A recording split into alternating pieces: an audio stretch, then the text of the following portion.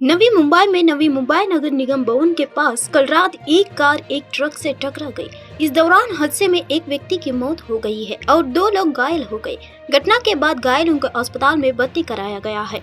मामले में एफआईआर दर्ज कर ली गई है और जांच की जा रही है। इस घटना की जानकारी प्रमोद तोराडमल, वरिष्ठ पुलिस निरीक्षक NIR पुलिस ने स्टेशन ने दी है।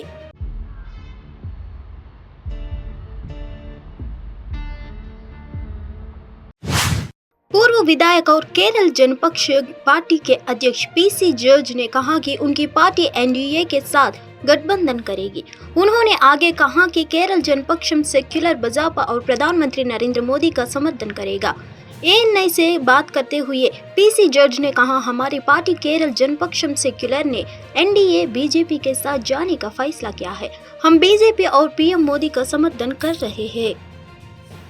My party, Kerala Janapaksham Secular, now going with NDA and BJP. We are trying to. We are actually supporting BJP and Prime Minister Narendra Modi, no doubt. Our politics is in with BJP, no doubt. मुख्यमंत्री योगी आदित्यनाथ ने आज अयोध्या में गरम भोजन योजना का शुभारंभ किया। इस मौके पर हुए कार्यक्रम में उन्होंने अपने हाथ से बच्चों को परोसकर खाना खिलाया। इसके साथ ही उन्होंने आंगनवाड़ी केंद्रों पर पंजीकृत 3 से 6 वर्ष के बच्चों को गर्म पका भोजन उपलब्ध कराए जाने हेतु हार्ट कुक्ड मिल्क योजना का शुभारंभ किया। यूपी के 35 जनपदों में 3401 आंगनवाड़ी केंद्रों पर यह योजना चलाई जाएगी। इस मौके पर महिला कल्याण, बाल विकास एवं पुष्टाहार कैबिनेट मंत्री बेबी रानी मौर्य ने कहा, अयोध्या श्री राम की नगरी है। इस योजना का शुभारंभ यहाँ से होने से बच्चों को श्री राम का आशीर्वाद मिलेगा।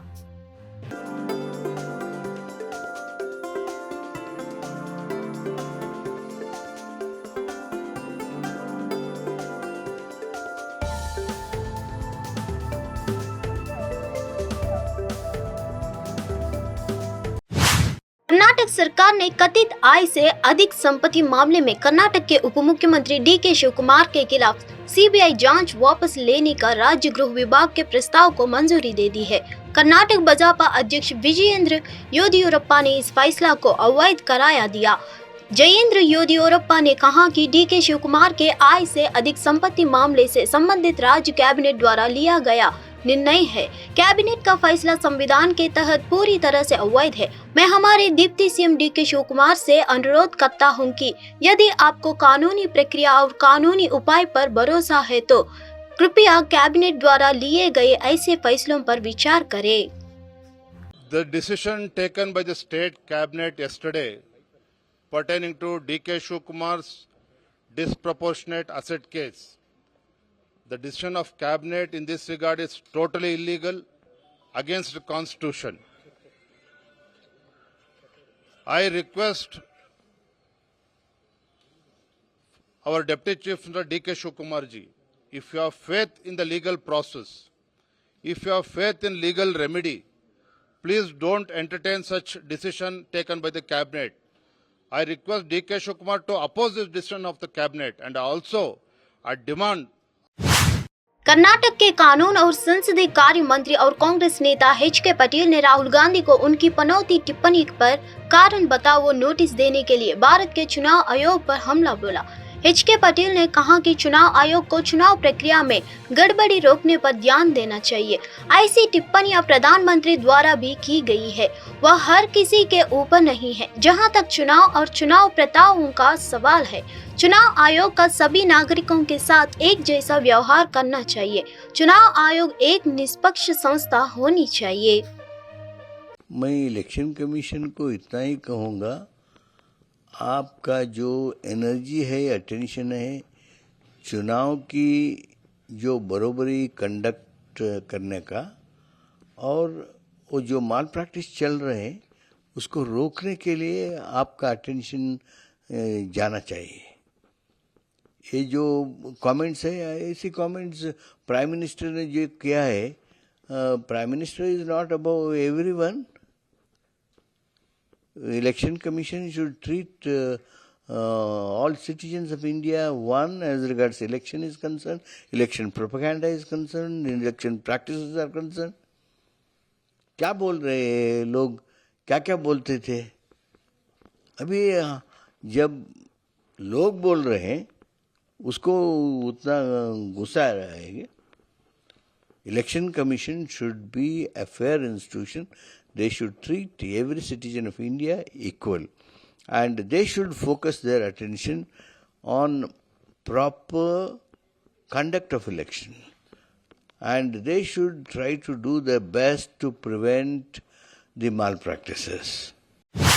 राजस्थान विधानसभा चुनाव को लेकर मुख्यमंत्री अशोक गहलोत ने कहा कि राजस्थान में कांग्रेस की लहर चल रही है, यह मैं महसूस कर रहा हूं। मैं अपील यही करना चाहता हूं कि सभी मतदान ज्यादा करें।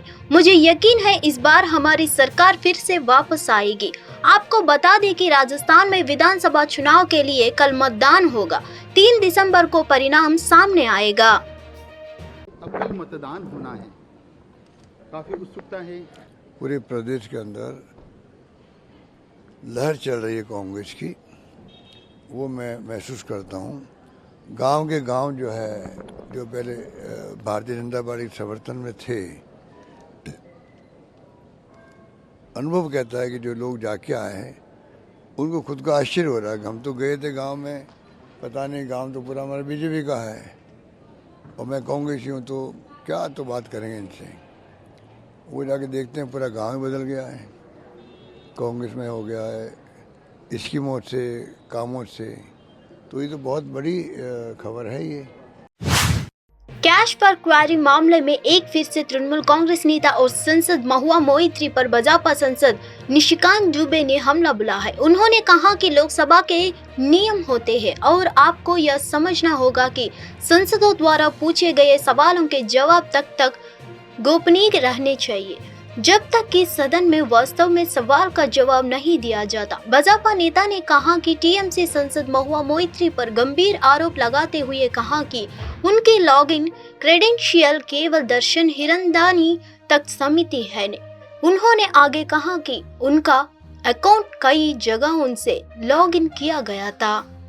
देखिए, दाऊद इब्राहिम भी यदि आजमगढ़ से लड़ेंगे उत्तर प्रदेश से, तो मुझे लगता है कि 99% चांस ये है कि वो चुनाव जीत जाए। कल से जो मीडिया में खबरें आ रही हैं वो तो काफ़ी अलार्मिंग है। वो ये कह रहा है कि एक ही व्यक्ति, केवल एक दर्शन हीरानंदानी को इसने मेल आईडी नहीं दिया। बेंगलोर से भी सेम डे सेम समय खोला जा रहा है जब महुआ यहाँ मौजूद है। ये इंडी गठबंधन का इतिहास रहा है। उनको भ्रष्टाचारी, उनको देशद्रोही, उनको दाऊद इब्राहिम जैसे लोग पसंद हैं। देखिए, दाऊद इब्राहिम भी यदि आजमगढ़ से लड़ेंगे उत्तर प्रदेश से, तो मुझे लगता है कि 99% चांस ये है कि वो चुनाव जीत जाएंगे। तो इसका मतलब यह है कि दाऊद इब्राहिम देशद्रोही नहीं है। यदि ममता जी की यही थ्योरी सही है तो इसका मतलब ये नहीं है। जब ये देखा गया लॉगिन क्रेडेंशियल, जो कल से जो मीडिया में खबरें आ रही हैं वो तो काफ़ी अलार्मिंग है। वो ये कह रहा है कि एक ही व्यक्ति, केवल एक दर्शन हीरानंदानी को इसने मेल आईडी नहीं दिया। बेंगलोर से भी सेम डे सेम समय खोला जा रहा है जब महुआ यहाँ मौजूद है। कलकत्ता में, दिल्ली से भी खोला जा रहा है, सैन फ्रांसिस्को अमेरिका से भी खोला जा रहा है। ये बहुत बड़ी कंस्पिरेसी है। दर्शन हीरानंदानी, अडानी, ये सब तो छोटी चीज़ें हैं। बेटिंग ऐप, चाइनीज़ कनेक्शन, देशद्रोहियों का कनेक्शन, जिस तरह से बड़े बड़े अखबार गार्डियन टाइप उनका इंटरव्यू ले रहे। राजौरी मुठभेड़ में पूंछ के गांव अजोट के रहने वाले हवलदार अब्दुल मजीद ने आतंकियों से लोहा लेते हुए बलिदान हुए। शुक्रवार को उनका पार्थिव शरीर उनके पैतृक गांव पहुंचा। जैसे ही उनके पार्थिव शरीर को लेकर कफीला गांव में दाखिल हुआ तो उनके घर पर चीख पुकार मच गई। बड़ी संख्या में संवेदना के लिए उनके घर पहुंचे लोगों ने भारत माता की जय, अब्दुल मजीद अमर रहे आदि नारे लगाकर बहादुर जवान को श्रद्धांजलि दी। सेना के जवानों और स्थानीय लोगों ने हवलदार अब्दुल मजीद को अंतिम श्रद्धांजलि दी।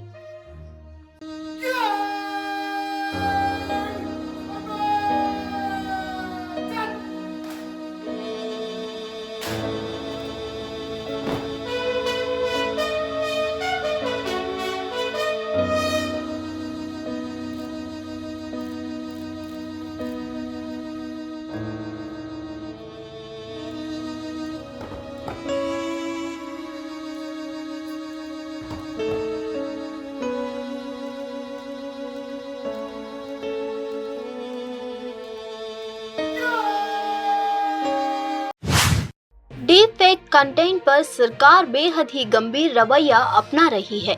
हाल ही में इस मुद्दे को लेकर सोशल मीडिया कंपनियों के साथ सरकार की एक बैठक हुई है, जिसके बाद कहा गया कि दिसंबर के पहले सप्ताह में डीप फेक के खिलाफ नया नियम लागू होगा।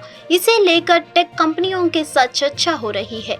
अब केंद्रीय मंत्री राजीव चंद्रशेखर ने कहा कि डीप फेक जैसे कंटेंट की जांच के लिए एक अधिकारी को नियुक्त किया जाएगा। यह अधिकारी इस तरह के कंटेंट को मॉनिटर करेंगे और शिकायतों का तय समय में निपटारा करेंगे। राजीव चंद्रशेखर ने मीडिया से कहा, आज हमने इंटरनेट की सभी प्रमुख कंपनियों के साथ एक लंबी बैठक की। हमने उनके साथ डीप फेक का मुद्दा उठाया है। मैंने उन्हें याद दिलाया कि अक्टूबर 2022 से ही भारत सरकार उन्हें गलत सूचना और डीप फेक के खतरे को प्रति सचेत कर रही है। सिलक्यारा सुरंग में 41 श्रमिकों की जान जोखिम में है। रेस्क्यू की राह में कई तरह के अवरोध आ रहे हैं, जो मशीनें खोज बचाव के लिए देश के विभिन्न हिस्सों से पहुंचाई जा रही है। उन्हें सिलक्यारा पहुंचाने में बदहाल सड़कों से जिल्लत झेलनी पड़ रही है। शुक्रवार को जल्द ही रेस्क्यू फिर से शुरू होगा। चार धाम ऑल वेदर परियोजनाओं की सिलक्यारा सुरंग में फंसे 41 श्रमिकों की जिंदगी बचाने के लिए बचाव अभियान चल रहा है। इन श्रमिकों को सुरंग के अंदर फंसे हुए 300 घंटे से अधिक का समय हो गया। आज उम्मीद बना है कि सुरंग में फंसे श्रमिकों को सकुशल बाहर निकाला जाएगा। इसके लिए सभी तरह की तैयारियां की गई है। वहीं अस्पताल और डॉक्टर्स भी अलर्ट पर है।